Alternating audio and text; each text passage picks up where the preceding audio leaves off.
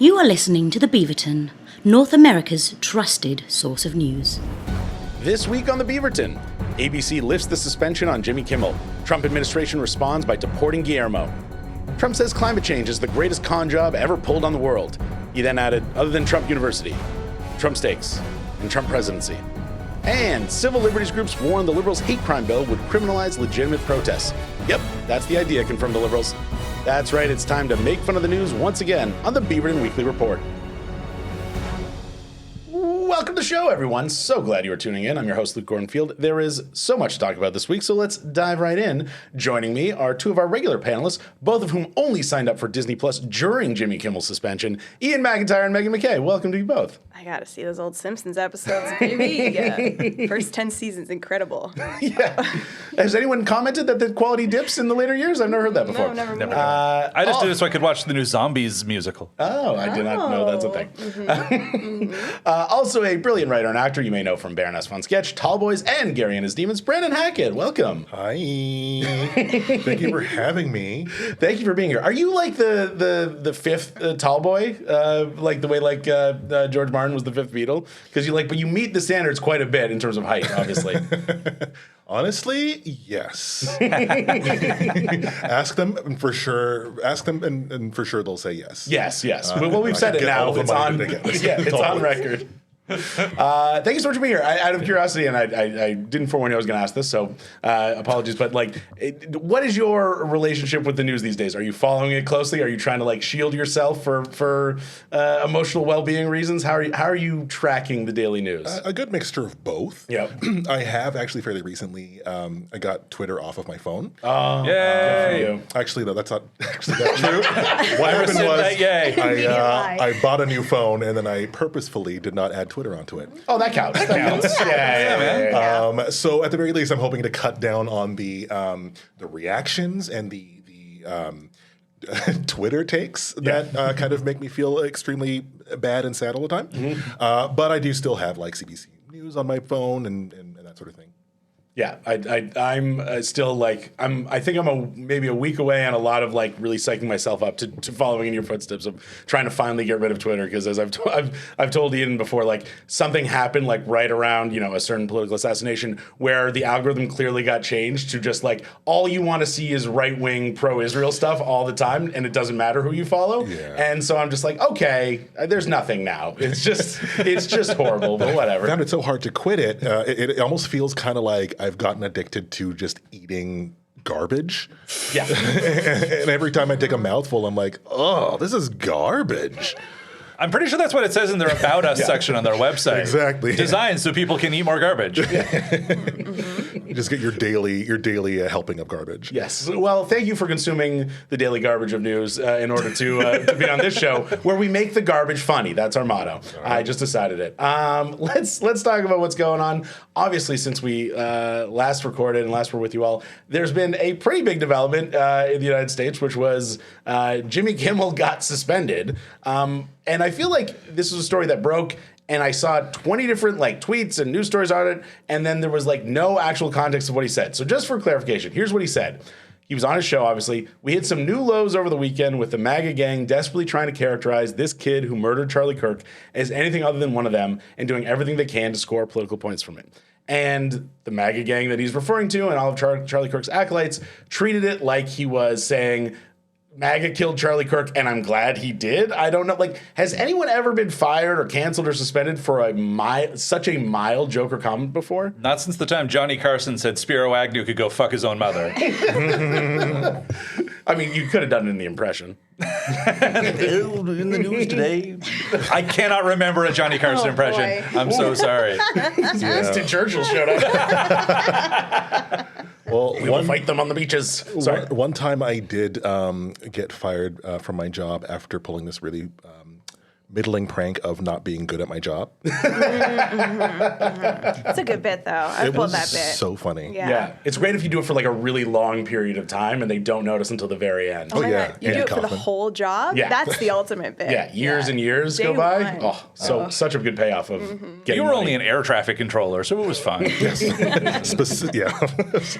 Make a not great joke.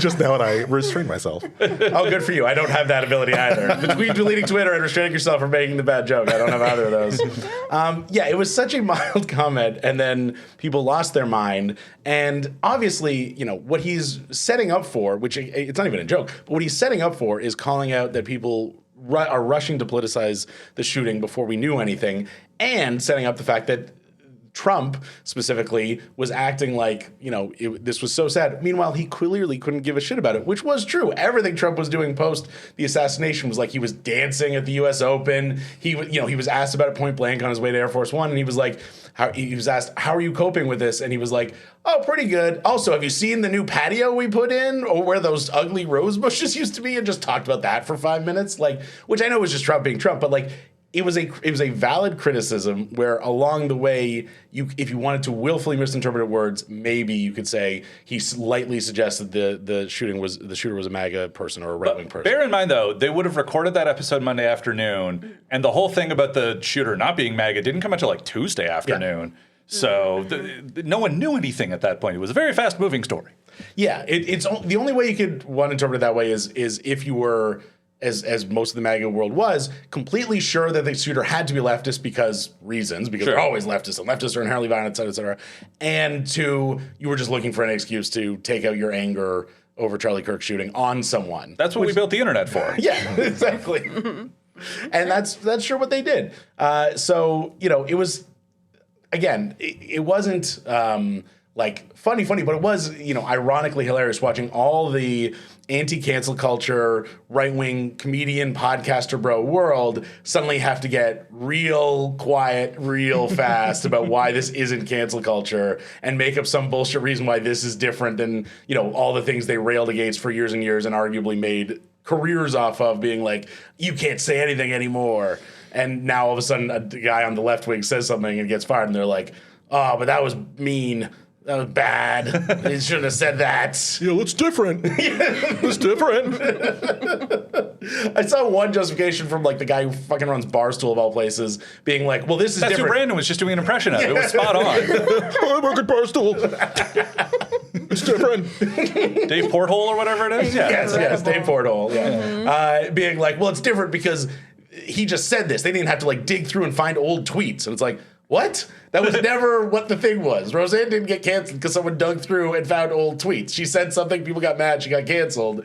And now this complete flip of, it only is cancel culture if you go back through their old stuff and find things to get mad at them about. Even I saw he post that, and then even his own employees were like, nah, you're a fucking idiot. the dumbest take I've ever seen. Well, last week for the Beaverton, I was on CBC Radio's BC Today, and the host, she was really, really great, Michelle Elliott, was like, some people are comparing this to when Dave Chappelle got canceled. And I'm like, oh, those couldn't be more different.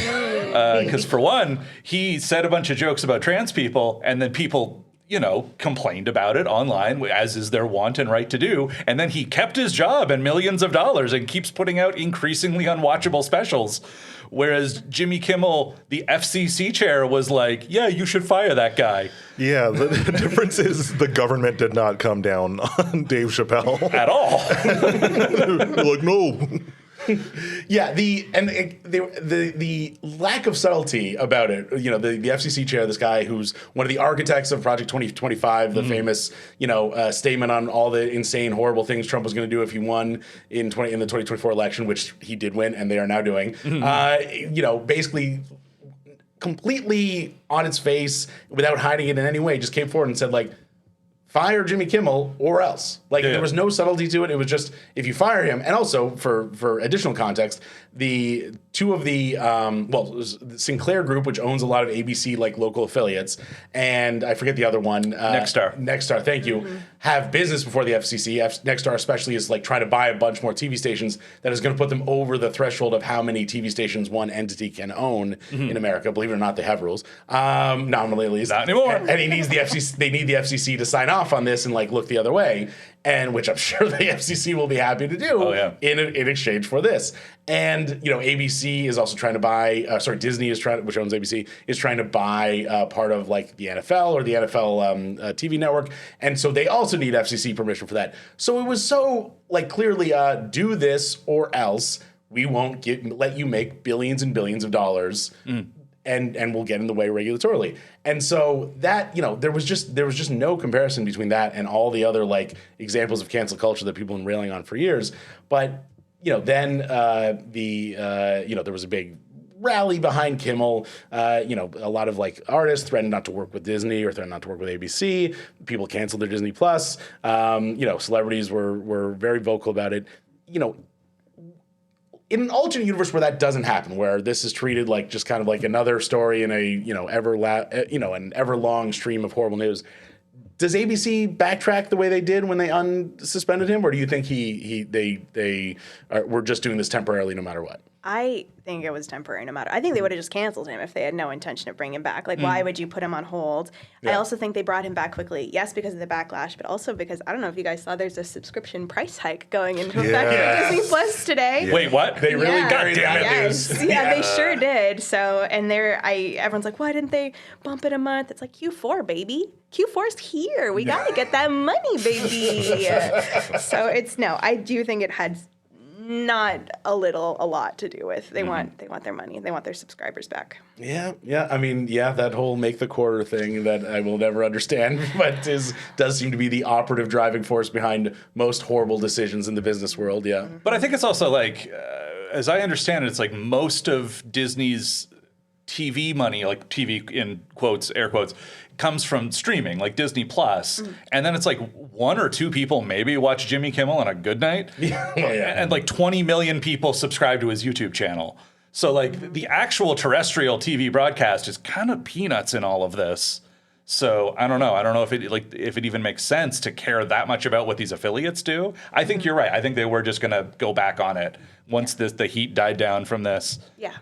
I think so. I mean, the irony of it all is that now they can't cancel him because you're right. His ratings are terrible, and late night is definitely a dying medium, much as that pains me to say.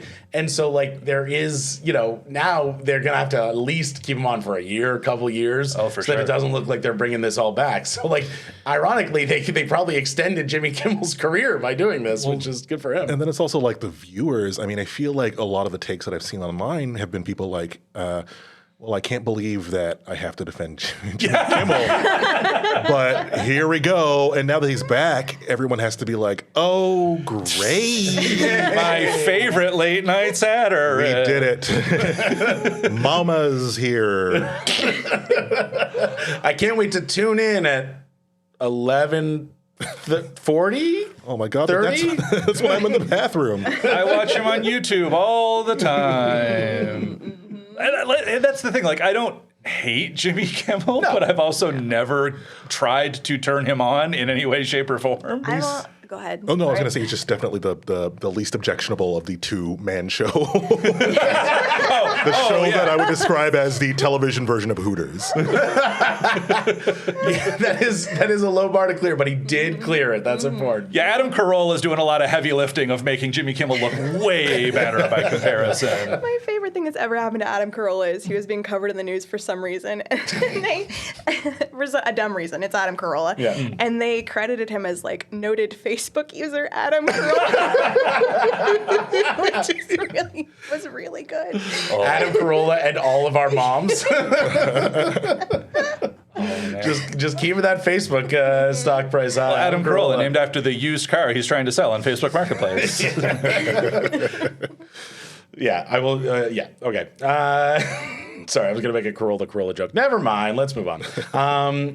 So then, obviously, as we discussed, it was reversed. His first episode back records tonight. For those of you listening tomorrow morning, it will have already aired, and you'll have definitely watched it, maybe. Now the rights move was like, oh, see, it wasn't an authoritarian attempt to control the airwaves at all. And it's like, no, it was. It just didn't work. Something not working doesn't mean it wasn't the thing it was. That's like if I miss a basketball shot, I was still playing basketball, you know? Hey, you miss 100% of the crimes you don't take. That's a great Wayne Gretzky joke that I think you probably know mostly from The Office. Is my guess on how you know that quote. Yep. Yeah. But it's a great call. Good job.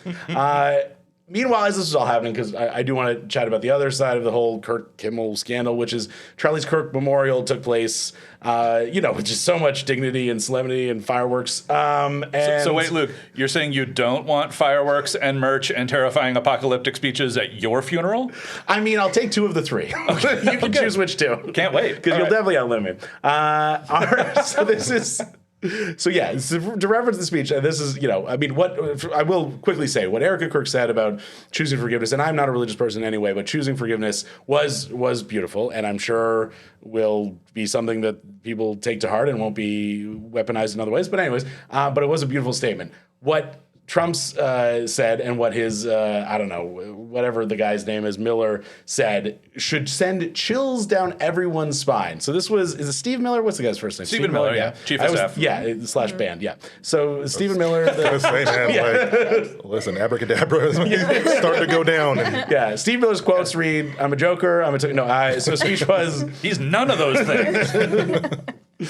Our enemies cannot comprehend our strength, our determination, our resolve, our passion, our lineage, and our legacy hails back to Athens, to Rome, to Philadelphia, to Monticello. Interesting third beat there. Our ancestors built the cities. They produced the art and architecture. They built the industry. We stand for what is good, what is virtuous, what is noble. And for those trying to incite violence against us, what do you have? You have nothing. You are nothing. You are wickedness. You are jealousy. You are envy. You are hatred.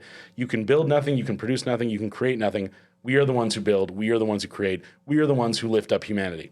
I know in the wake of Charlie Kirk shooting, we're not supposed to say that's a Nazi thing anymore, but that's a full-on Nazi thing. I was going to ask what kind of salute he did after that. I think we're well past the era of calling it dog whistles, and we should just call them racist hog calls. Yeah, it's dog tubas at this point. Yeah. Was the whole thing was produced by Leni Riefenstahl? Yeah. She was filming. She was getting some B-roll, yeah. Right. In fairness, Leni Riefenstahl would have kicked ass with an iPhone 17.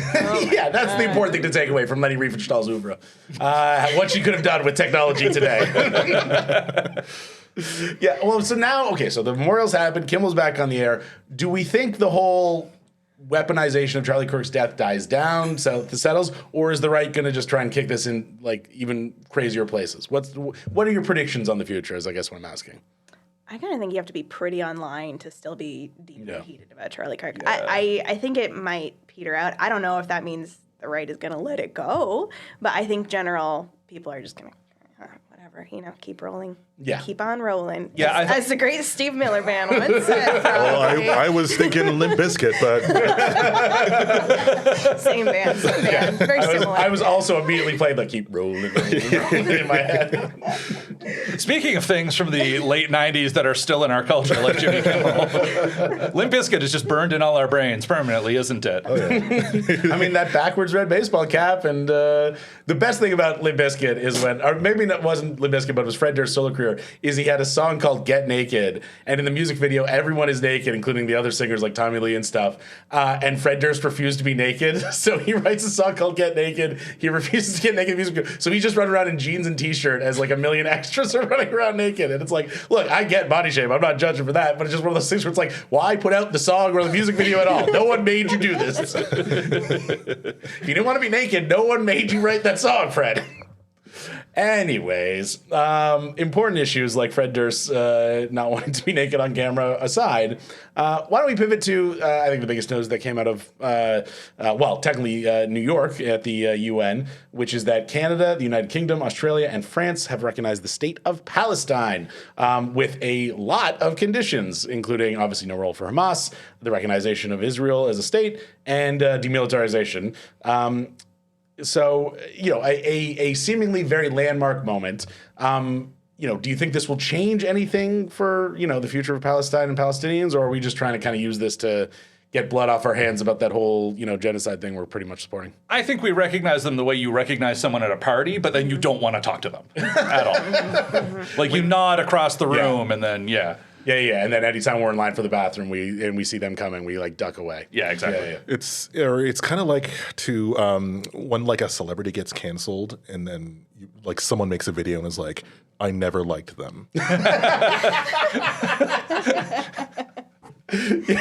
Like just that amount of like, okay, great, thanks. Yeah. Thank you for helping. Yeah, I never found Louis C.K. funny. All right. Yeah, okay, that helps. Thanks. You know what? I thought this Netanyahu guy was a big meanie before all this. That's such a great take on it, Brandon. I love that so much. The thing that I was, I guess, a little surprised by it was to me, this is such a hollow symbolic thing that is just, we're trying to not, materially change anything about what's going on in Gaza and the West Bank, especially Gaza. And so this is our symbolic, kind of like little bit of a crumb that we're throwing at the people who care about Palestinians and Palestinian lives. But the people who were genuinely furious about this, and I know there's grifters in the world, and including in Canada, but the people in our media ecosystem who seem to be genuinely horrifically hurt by it in a way that I can never wrap my head around. I know there's such a wide variety of opinions in the world, but I can never wrap my head around someone being like, okay, we've spent 2 years almost watching children, mothers, sons being murdered horrifically, and all the horrific images that have come across our screen, and I've said nothing about that. But Ben Mulrooney, I'm going to get on my podcast and get real emotional being like, about the fact that we recognize the state of Palestine, being like, this isn't the country that I grew up in. And like that sad about that. I will truly never understand how you can be that mad about this very symbolic thing with everything that's going on. But people genuinely seem to be hurt by this. First off, politics are our racket. Stay away, Ben Mulrooney. For two, Carney is really crushing this whole politics thing. Just making everyone mad, like pleasing nobody with this. People are either like, this doesn't go far enough, or people are like Ben Mulrooney being like, I am so offended. And it's like, who was this for? Yeah, I mean, it's something. I'm not going to say it's nothing. Yeah, no, but it's would it not have been better to just have a little bit of a tiny element of we're going to do something material about stopping the genocide in Gaza, as opposed to we're going to abstractly recognize a state maybe one day that will actually exist, but it absolutely won't because Israel every day makes it clear they won't allow it. Like the people who are so hurt and mad about the recognition of Palestine, will still come out and say, but I'm still in favor of a two-state solution. Like Ben Mulrooney in his big, this isn't Canada, said, but I'm still in favor of a two-state solution. How can you be? And the answer is, well, I'm only in favor of a two-state solution if Israel agrees. Which it's like, but they are on the news every day saying they will never agree. Netanyahu, his ministers, every day they're like, there will never be a Palestinian state. The reason we are creating all these settlements in the West Bank, or Judea and Samaria as they call it, is so there will never be a Palestinian state. It's the equivalent of being like, well, I'm only in favor of the Autobots getting a homeworld if Megatron agrees. It's not possible. Thank you for making this relatable to me, Luke. Finally, okay, I get it. Now I understand. Okay. Yes, that very relevant reference. Hey, Transformers 1 last year slapped. You know what? Never saw it. But I did watch a hell of a lot of Beast Wars growing up, so that's my reference. I think it's called Beasties in Canada. Yes, thank you. Thank you for making that clarification. Was it really? We're in Canada Beasties? now. It's called Beasties. On YTV, where that was the Canadian broadcaster, and they had to change the name because Beast Wars was too violent. Oh, I watched it on YTV, and I knew at the time, but never remembered that it was called Beasties here. I just always thought it was called Beast Wars. Okay, well, live and learn. Fun fact, very hard media to find online still. There is not a lot of YouTube. I tried to go back and be like, I wonder if that was an actually good show or I was just 8. And there's very low quality videos on YouTube, and so clearly I gotta get a DVD box set or something. Well, clearly Canada's approach has stayed consistent this whole time, because back then they were like, it's a super violent show and it's called Beast Wars. What should we do about that? We'll change the name slightly to something really lame that pleases nobody, but we'll let the violence keep happening. Yeah. And we won't do anything about that. You know what? We found 2 ways to use Beast Wars and Transformers as a metaphor for this situation, and that's 2 more than we needed to. So very applicable. I'll spend the rest of the episode thinking of a third one. Okay. Excellent. Thank you. I was on a Transformers show about food that transforms, like food court food, so I'll think on that. Oh, okay.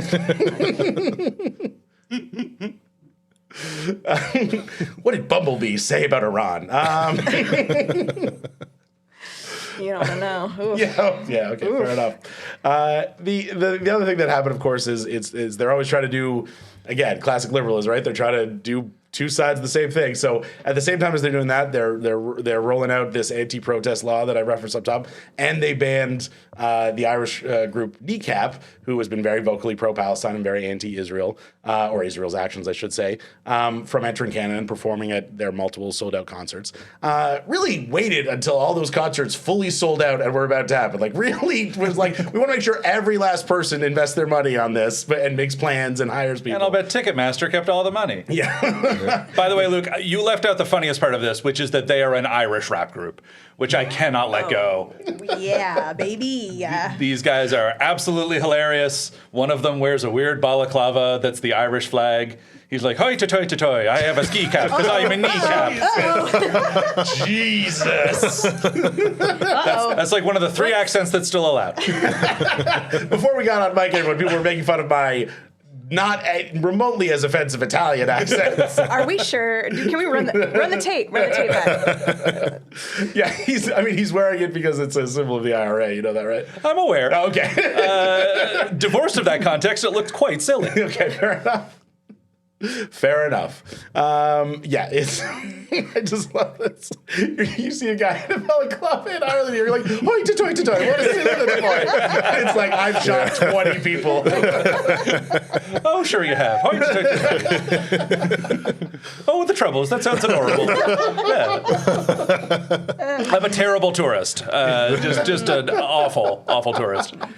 Oh, well, I appreciate it. I don't know how many Irish listeners we have, but it's going to be less after Fewer this. now, yes.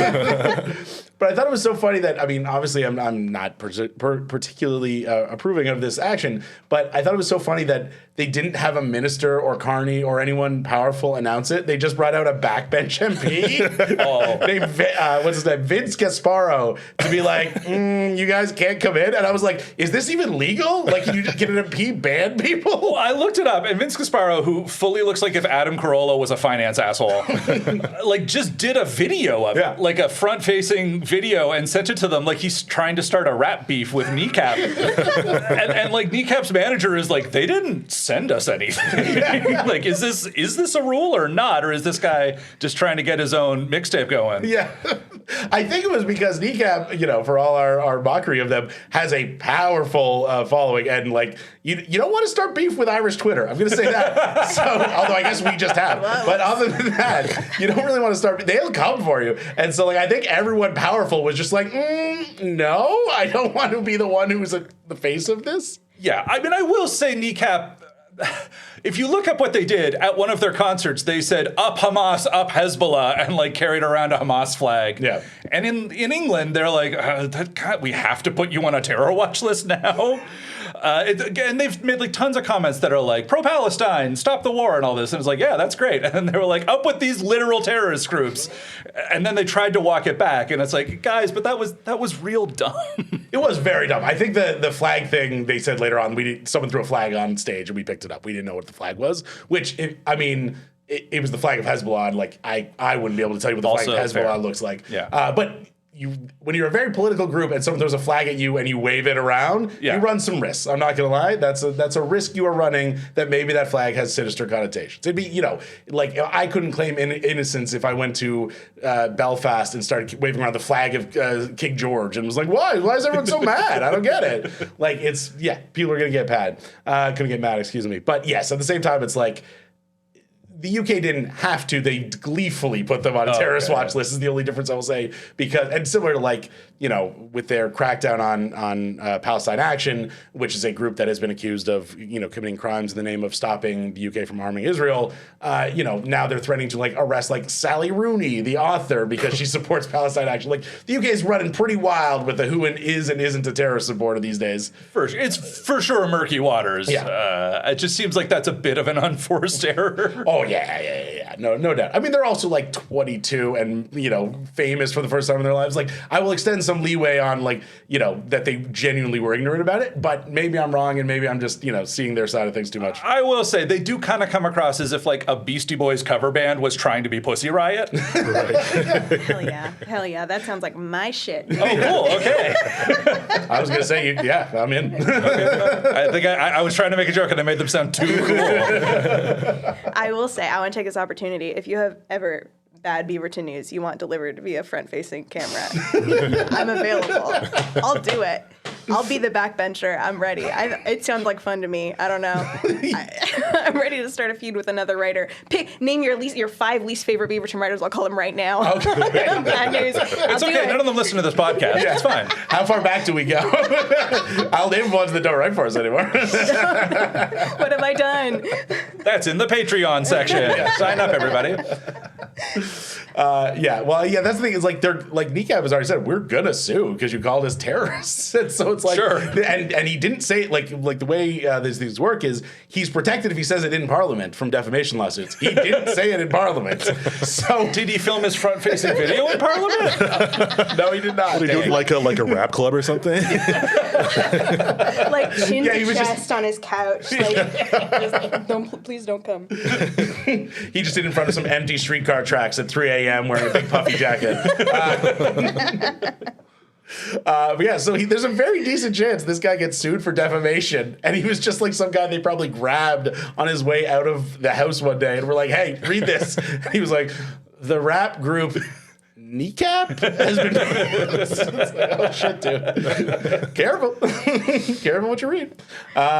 Well, speaking of the Liberals and maybe making some mistakes, the Liberal government is rolling out the pilot program of their gun buyback program, and the minister in charge of that has been caught on a hot mic saying they were only doing it because of electoral pressures from Quebec.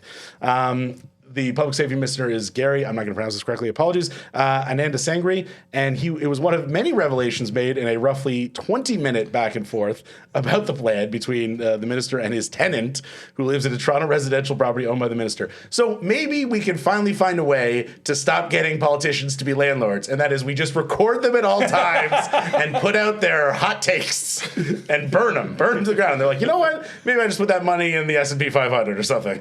In fairness, I had a lot of landlords say some politically crazy shit over the years. I mean, that is how I busted my super for being really mean to me and my dog. Oh, please tell. He was just really mean. Oh, okay. That's it. Okay. You told. And then I got a recording of him and it was like, Aaron Brockovich. Oh, nice. Take that. Oh, did they get fired? Did you get some red stuff, or was there any? He got fired for other reasons, and then he squatted in the building and then started stealing our packages. Oh, okay. Oh, that's nice. This sounds fun. Anyway, but I like this is a strategy to take down and keep politicians accountable. Yeah. I mean, if I was the tenant of a politician, I think genuinely I would be doing this. Yeah. Like, because it's just such a... politicians being landlords is such a clear conflict of interest that it's like, you know what? We got to find some way to make this a thing they don't want to do anymore, because clearly they're not going to change the laws. So just being like, hey, anything you say to me is going up on YouTube, and I'm shipping it out to whatever right wing and or left wing website will make the most hay out of this, depending on your political affiliation. I once had a landlord so racist that I found out years later he was the basis for the racist cab driver character on Kids in the Hall. Damn. Oh, wow. Mark McKinney lived in my building in the 80s. Wow. And I actually asked him, and he was like, yes, it was based on that specific man. Wow. Oh. I will say, I think turning your whole house into Big Brother Jr. just to trap your landlord actually sounds very fun. That's pretty great. Come on and take a seat. Let's talk about your views on gun control, landlord, whom I definitely want to hang out with. Yeah, that seems normal. Well, especially if he was our housing minister, who I think is like a big old landlord. Oh, always. The rule seems to be, maybe they're just all landlords, but the rule always seems to be that if you're a housing minister, you have to have minimum 5 properties for rent.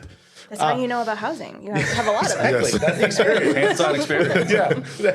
It's like how Germany knows a lot about genocide. They're like, we know a lot. Yeah, that's true. Were you surprised, assuming this is true, which, he says it's not, but were you surprised to hear the Liberals are doing something just to help their electoral prospects in Quebec? He said with a wink and a smirk. Yes, again, audio medium. Yeah. No, not surprised at all. I was surprised at how fully specific he was about shooting holes in absolutely every part of this in this 20-minute recording. It wasn't just he was like, oh, that buyback program, I don't know. He was like, I do not support it. I think it's a bad idea. The policy is bad. We're only doing it to appease Quebec. like just a laundry list of things. Yeah, it was like he was trying to give himself no out. Yeah. He was like, and by the way, this is me, the Minister of Public Safety. I'll say my height, today's date, the place I was born, like all my, like everything's like, no one can argue this was deep faked. Anyways, we're just having a normal conversation. Yeah, I am Gary of sound mind and body, recording this on March 31st.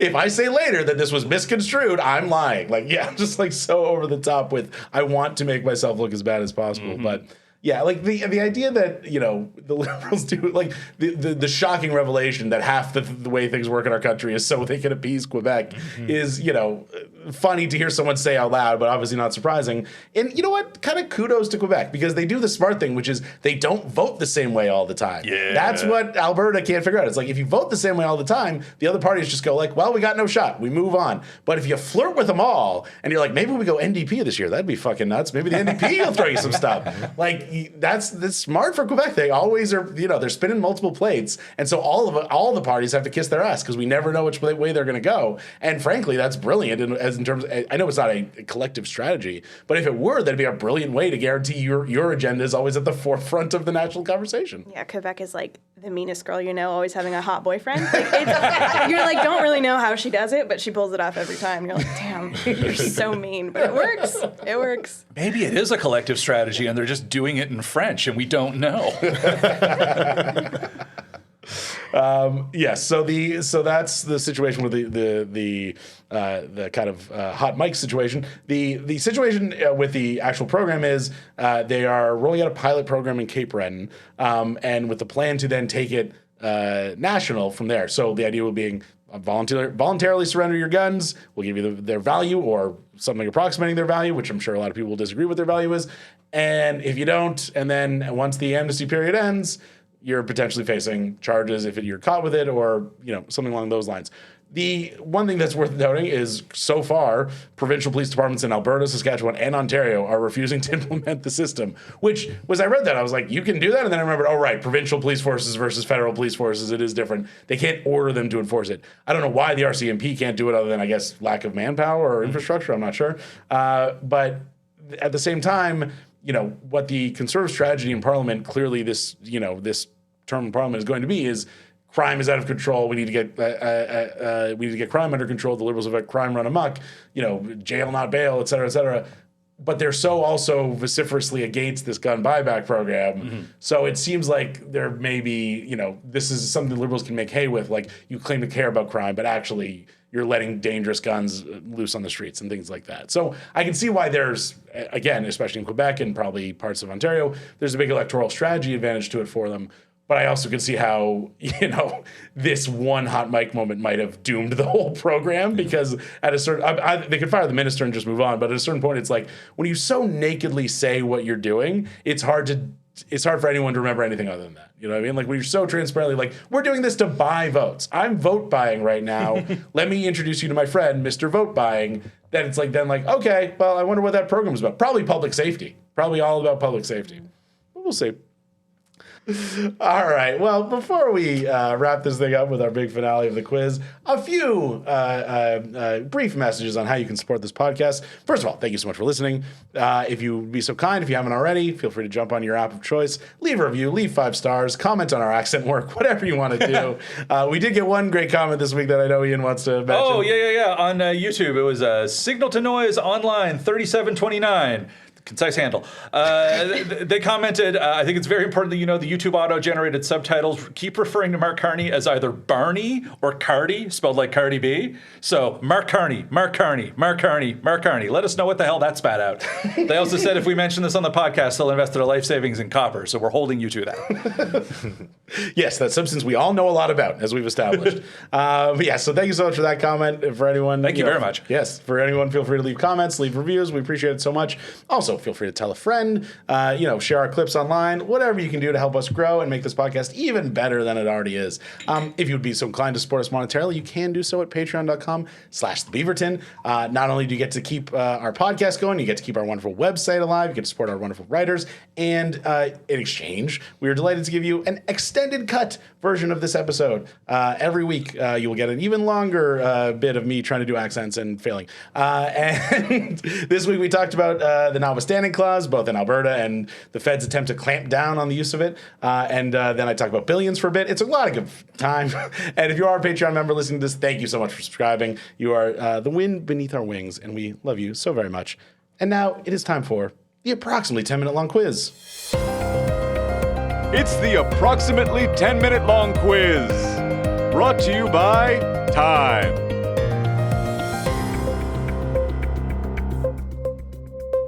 Every week, I ask our panel to play the approximately 10-minute long quiz, where I put their knowledge of some less widely reported news stories to the test. Panel, this first question, new game we're going to play in the quiz, rapid fire jokes, where my favorite joke gets the point. The CFL has announced a bevy of rule changes to make it more enjoyable for fans to watch, including going to an NFL-length field and moving the uprights to the back of the end zone, which, if you are not a fan of people running to the uprights, is a good call. If you were in charge of the CFL, what changes would you make to get people to watch? Stop playing football. Yeah, make it the NHL. That's a great strategy. Again, I'm not going to lie. Bad in Saskatchewan, but the rest of the country. Hire Samantha BW in football.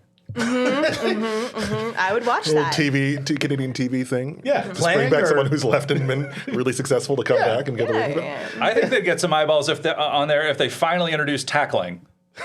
Yeah, you watch a lot of the games, do you? Yeah. That's the problem. Nobody does. Or replace every game with a Taylor Swift concert.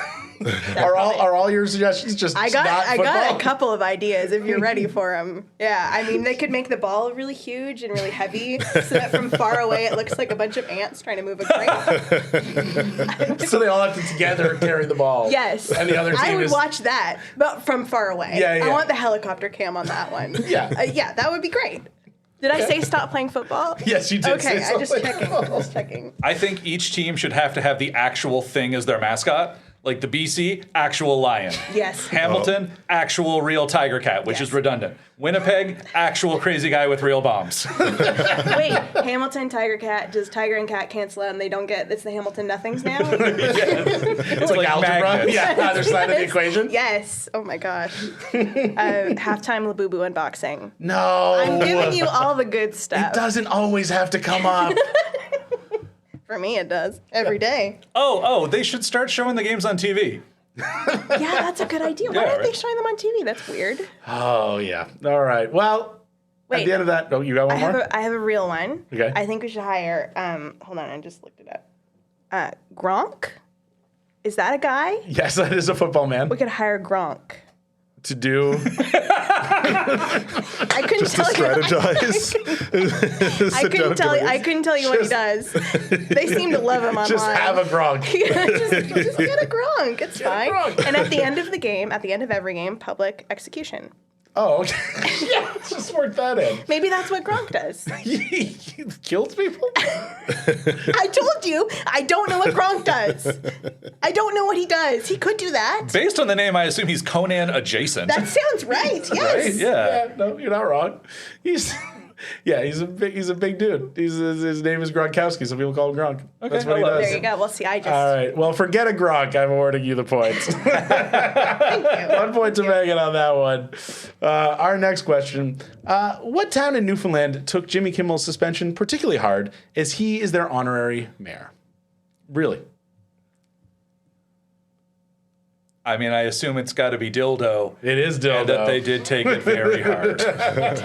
They took it so hard. You said that so resigned.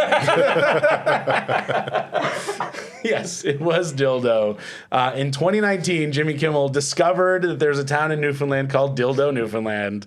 And its risque name made him laugh, and he mentioned it. This is another example of maybe why we don't need to rally behind him that hard.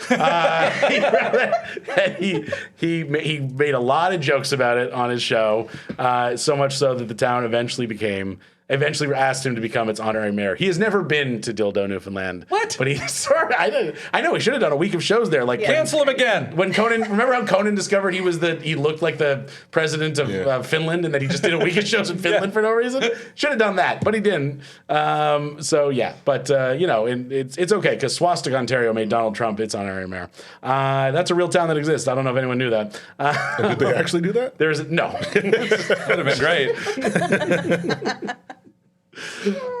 I'm just doing that thing we're not supposed to do where we call them Nazis. Next question. Point to Ian on that one. What new feature has Samsung rolled out in their line of smart fridges, whether customers want it or not? Do the fridges now like brag about how smart they are? Like, are they just really smug? Is that the thing? Yeah, they're like, I went to Harvard School for Fridges. I wrote on the Harvard Lampoon. That's the most copywriter version of smug. Same answer as last time. Dildo. I think if it gets too dirty, your fridge is, I think this is right, your fridge can commit seppuku, which is Japanese ritual suicide. I think that's the new, No, I think that's, yes. Yeah. A samurai sword appears from the ice tray. Well, and it's magnet. It's a magnet on the side. Oh, right. Yeah. Of course. Yeah, you can put your shopping list under it when it's not killing itself, so. Does anyone want to hazard a guess at the real answer? Oh, the fridges go to hot mode. Ooh, hot lettuce. Warm milk when I go to bed. Yummy. Sleepy time. Everything else went bad. No, the answer is ads. Oh. There are going to be ads on fridges, whether you want them or not. These are obviously on the display on a lot of these Samsung TVs. They have like very prominent full screen displays that you can use to like program your fridge, obviously, but you can also use it to like see what's inside your fridge without having to open the door, stuff like that. So now you and my fridge are going to be uppity about watching Billions. Is what you're telling me. The ads are exclusively for Billions Season 3. God. That's the one with John Malkovich. As part of the program, these refrigerators will display promotions and curated advertisements on certain cover screens when the Family Hub screen, i.e. the door display, is idle. But you can always opt out of the ads by paying $8.99 a month fridge subscription fees. A sentence I wrote as a joke, but saying it out loud, I realized they really will be doing so. That sounds right. Yeah. So no points on that one. Next question. What feature did Doug Ford thank ice cream, of his anatomy, I should say, did Doug Ford thank ice cream maker Chapman's for that made everyone who listened extremely uncomfortable? Feature of his anatomy? Yes. I mean, is what? Okay, I'll say it if no one else is gonna say it. His penis, because it looks like a waffle cone. His penor. Oh, everyone knows that. His doink. It looks like a little waffle cone. Yeah. I will give you the point if no one gets a more specific answer. I shouldn't, guys. You gotta say anything. I can't take that point. No, that's it. It's shaped like a point. That's, it was his luscious breasts, right? That's what he said? That's how we worded it? Yes. Luscious breasts. Yeah. Again, what he's known for. Sure, yeah. I mean, sure they're not bad. Anyone? What is this question? All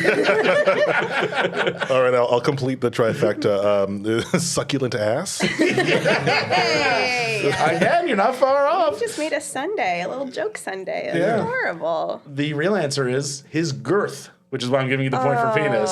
He was not intentionally referring to his penis. He was making a comment about him being a little bit heavy set. But obviously, nowadays, when people hear girth, it mostly makes you think about dick size. And so, the fact that he called himself the girth master was awkward, but that didn't happen. Uh-oh. Who uses girth to describe anything other than girth of a penis anymore? Yes. I mean, maybe dudes in their 50s. I don't know. I haven't heard anyone say they're, I think he was like, I'm girthy. I was like, oh, Jesus Christ. Like, Jesus. Only it's him, and then it's like biologists in the deep, deep forest who are like measuring like marmosets or something. Yeah. This one's really girthy, and they haven't spoken to a human in 3 years. Those are the only people who are using the word girth. And then they hear it played back later, and they're like, "Oh God, I said that." Second, yeah. Ew. Yes. So point to Megan because I don't kind like of, but it. not really. But I don't yes, like kind that of. I got that I'm giving you that point. Ugh. Too bad. Our final question. This is 2 news and a lie. I give you 3 stories, 2 of which are real, and you guess which is the fake. Here are the headlines. Scuba-clad man robs Disney Springs restaurant, swims away. Most Toronto thing ever? Viral video shows 2 raccoons fighting over discarded pizza slice. UK man admits he made up health condition in order to get his own legs amputated. I mean, it's got to be the pizza one. Not even raccoons would fight over pizza. I was gonna say, like, yeah, I agree, but because how would we know it's a pizza slice? But then I realized you know what a pizza slice is. Yeah. When you look at it, and it's like a piece of cardboard with like pepperonis drawn on. Does it look not like food? It's pizza. Yeah. It's too dry and too wet. How'd that happen? Yeah. Is everyone guessing raccoons? Excuse me. Yeah. You all get a point. Damn, I didn't make up a good one. Yes, the raccoons was the fake one, which means the other 2 are real. The guy in the scuba suit swam up to a restaurant, got out, took off his scuba suit, tied up the employees, didn't have a gun or anything, just tied up the employees. They were like, okay, you're a scuba They were just man. so impressed. Yeah. They were like, holy shit, James Bond. All right. Got a whole bag of money and back on the scuba suit, got a whole and swam away. I would say like most Florida thing ever, but like there was no meth involved, so I don't think it counts. Is there a Mrs. Scuba? Just wondering. I mean, he hasn't been caught yet, so the day is young, Megan. The day is young. And then remember how we were talking about what isn't a kink? Well, cross amputating your own legs off the list of not a kink, because this dude in the UK who was a surgeon, he no longer, he performed a lot of amputations in the course of his career, and he developed a sexual interest in amputations, and he wanted to have his own legs amputated, so he everyone at home, they are looking at me so horrified, like I did this. So he froze his legs with dry ice to create the appearance of sepsis, and went to the hospital and got them amputated. And was he like, oh yeah. yeah, and then just came so hard. He was girthy as fuck. But yeah, so he got. Luke, you know how I feel about Kevin Smith's tusk. Luke, you know how I feel about a Z and 2 nouts. Thought I'd make an obscure reference. I was laughing like I had any idea what that was. Well, this is the last episode of the Beaverton Weekly Report. Thank you for your support, everyone. It's been a This fun is time. nowhere near as horrifying as some of the things we talked about. Yeah, every one of these 2 news in a lie, I guess, has to involve a creepy sexual thing, just because that's all the news now. But yeah, so there was a dude he was into getting his legs amputated, so we got him amputated, and now he's being charged for bilking the NHS out of hundreds of thousands of dollars in unnecessary surgery. So, you know. It's cheaters never prosper, Except for like 5 minutes after the surgery, you have one big prosper, and then you really go right. And then you take a nap, and then you take a nap, and then you really don't prosper. Exactly. Yeah. So at the end of our quiz, our winner is Megan MacKay. This is not a victory I wanted. Well, is there anything you would like the people to know about? If you recently robbed a restaurant in Disney Springs, you can find me on Blue Sky at MMMEGAN. Just slide into those DMs. Tell me what those fins do. It'll be great. Yeah, send a photo under. I mean, the guy had to take a selfie underwater with the bag of money, being like, ah. An underwater selfie optional, but I'm gonna ask for it. So Awesome. Yeah. Brandon Hackett. Hi. Hey, anything you'd like to plug? Well, not really. I mean, find me on the Twitter that I no longer check, or Blue Sky, both at Brandon Hackett. And I think that's it. I don't know. I live in the Junction Triangle. If you want to check me out, just come on by. At home anytime. Yeah. All right. All right, well, swing by the junction, excuse me. Okay, awesome. Well, Ian, we and I are going to plug the same thing. So, everyone, thank you so much for listening. Feel free to subscribe to our newsletter if you would like our funny headlines delivered to you every week. You can do so at beaverton.com/newsletter. And thank you again. Talk to you next week. The Beaverton Weekly Report is produced by Andrew Ivory in partnership with the From Superheroes Network. Visit FromSuperheroes.com to hear more great podcasts like this.